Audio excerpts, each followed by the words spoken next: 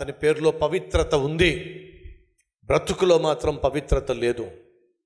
అతడు చేసేటటువంటి ఉద్యోగం పాపిష్టి ఉద్యోగం. ఉద్యోగం మంచిదే కానీ ఆ ఉద్యోగంలో పాపం చేరింది, అతడి సంపాదనలో పాపం చేరింది. అన్యాయంగా సంపాదించటానికి, అక్రమముగా సంపాదించటానికి, మనుషుల్ని మాయ చేసి మోసం చేసి ధనం సమకూర్చుకోవడానికి అలవాటు పడిపోయాడు. పేరు జక్కయ్య, అర్థం పవిత్రుడు.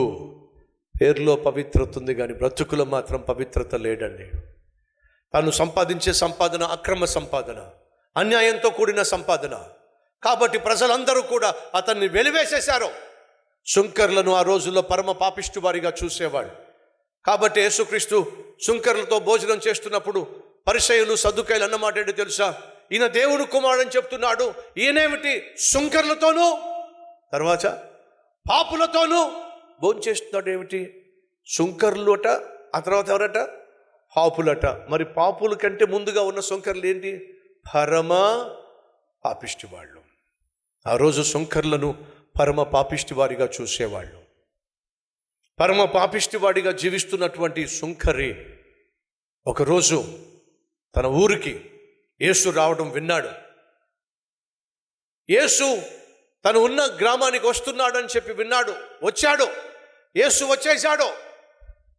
అలా వచ్చినప్పుడు ఈ సుంకరైనటువంటి జక్కయ్య యేసు ఎవరో చూడాలి అని ఆశపడ్డాడు. ఈ ఆశ ఎలా వచ్చింది, ఎందుకు వచ్చింది? వారన్ వియర్స్బీ అనేటటువంటి ఒక గొప్ప దైవజనుడు తను రాసినటువంటి కామెంటరీలో ఈ మాట అన్నాడు. ఏంటో తెలుసా? సుంకపు గుత్తదారులు గనుక ఈ సుంకాన్ని కలెక్ట్ చేసే వాళ్ళందరూ సాధారణంగా ఆయా సమయంలో కలుస్తూ ఉంటారు. అలా కలుస్తున్నప్పుడు మరొక సుంకరి, జక్కయ్య నీకు విషయం చెప్పాలి. ఏమిటి? నీకు తెలుసు కదా మనమందరం సుంకర్లు అని, అన్యాయంగా అక్రమముగా డబ్బులు సంపాదిస్తాం, మోసం చేస్తాం, మాయలు చేస్తాం. అవును, మన పని అదేలే, పొద్దున్న లేస్తే అదే పని చేస్తాం.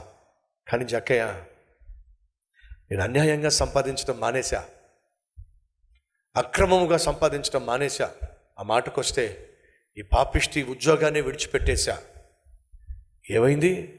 ఎందుకు మానేశావు? ఎవరో మెస్సయ్యట, యేసయ్యట ఒకరోజు నన్ను చూసి రా నన్ను వెంబడించు అని నన్ను పిలిచాడు జక్కయ్య.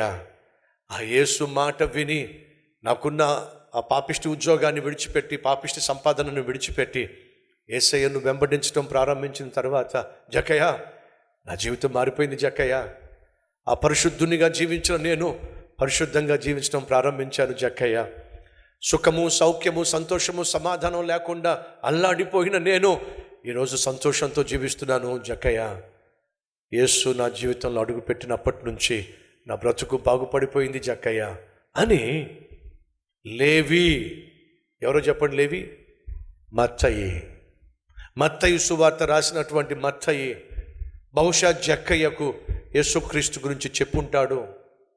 లేకపోతే యేసయ్యను చూడాలనేటటువంటి ఆశ జక్కయ్యకి ఎందుకు కలుగుతుంది అని చెప్పి ఆ భక్తుడు సెలవిచ్చాడు. నీకు తెలిసిన సత్యాన్ని దాపెట్టవద్దు, నీకు తెలిసిన వాస్తవాన్ని దాచుకోవద్దు. యేసుక్రీస్తు లోకరక్షకుడని, ఎటువంటి పాపిష్టి వాడినైనా పరిశుద్ధునిగా మారుస్తాడని నీకు తెలిసినప్పుడు తెలిసిన సత్యాన్ని దాపెట్టద్దు. మత్తయికి తెలిసిన సత్యాన్ని జక్కయ్యకు చెప్పుంటాడు అనేది బైబిల్ పండితుని యొక్క అభిప్రాయం. యేసు ఆ గ్రామానికి వచ్చాడండి. డబ్బు అయితే ఉంది కానీ సుఖం లేదు, సౌఖ్యం లేదు, సంతోషం లేదు, సమాధానం లేదు, సొసైటీలో విలువ లేదు, గౌరవం లేదు.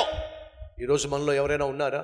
అయ్యా నాకు మా ఇంట్లోనే గౌరవం లేదు, నా భార్య నన్ను గౌరవంగా పిలవదు, నా బిడ్డలకు నేనంటే లెక్క లేదు, అసలు నన్ను పట్టించుకోరు, అమ్మ నన్ను పట్టించుకోరు, నాన్న నన్ను పట్టించుకోరు, గౌరవం లేకుండా మాట్లాడతారు, బంధువుల మధ్య నాకు గౌరవం లేదు.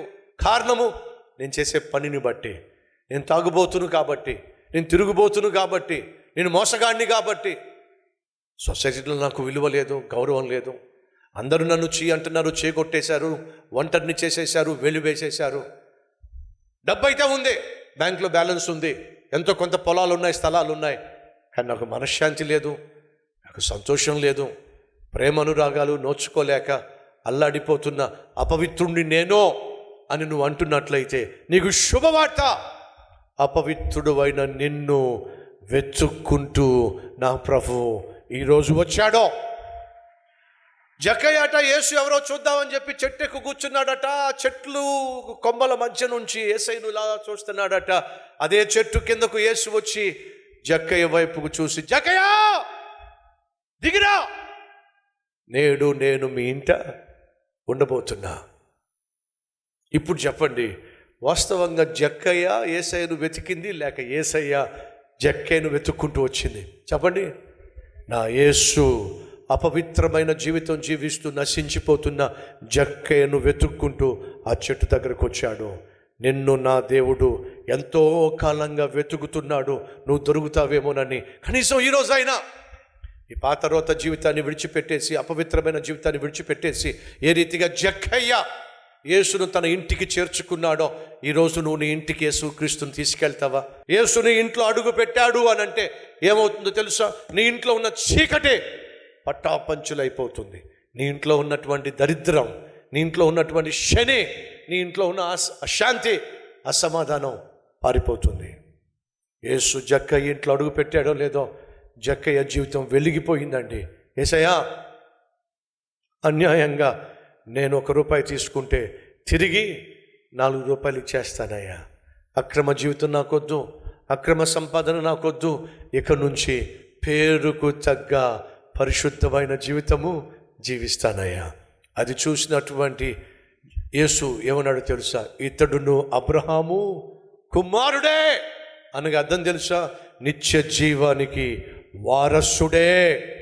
అపవిత్రమైన వ్యక్తిని పవిత్రపరిచి పరలోకవాసిగా మార్చేసిన దేవుడు ఈరోజు అపవిత్రంగా జీవిస్తున్న నిన్నో తన కుమార్తెగా కుమారుడుగా అంగీకరించి ఈరోజు నీతో పాటు నీ ఇంటికి రావాలని ఆశపడుతూ వెతుకుతున్నాడు.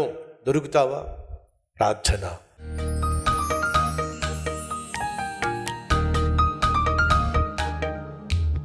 హృదయపూర్వకంగా చెప్తావా, ప్రభా నువ్వు నాకు కావాలి, నాయన అపవిత్రుణ్ణి, అత్యంత కఠినమైన వాడిని, అయ్యా నన్ను బాగు చేయి, అయ్యా నన్ను దర్శించు, అయ్యా నన్ను స్వీకరించు, అయ్యా నన్ను క్షమించు.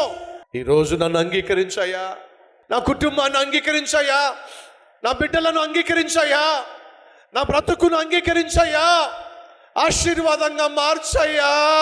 నన్ను వెతుకుతూ వచ్చావు, నా జీవితాన్ని అంకితం చేస్తున్నా, నన్ను అంగీకరించు, ఆశీర్వదించు, ఆత్మీయునిగా మలచు, అనేక మందికి ఆదర్శంగా తీర్చు. ప్రార్థన చేస్తున్న ప్రతి ఒక్కరిని దర్శించమని, వారి పేరు జీవ గ్రంథంలో లిఖింప చేయమని యేసు నామం పేరట వేడుకుంటున్నాము తండ్రి, ఆమెన్.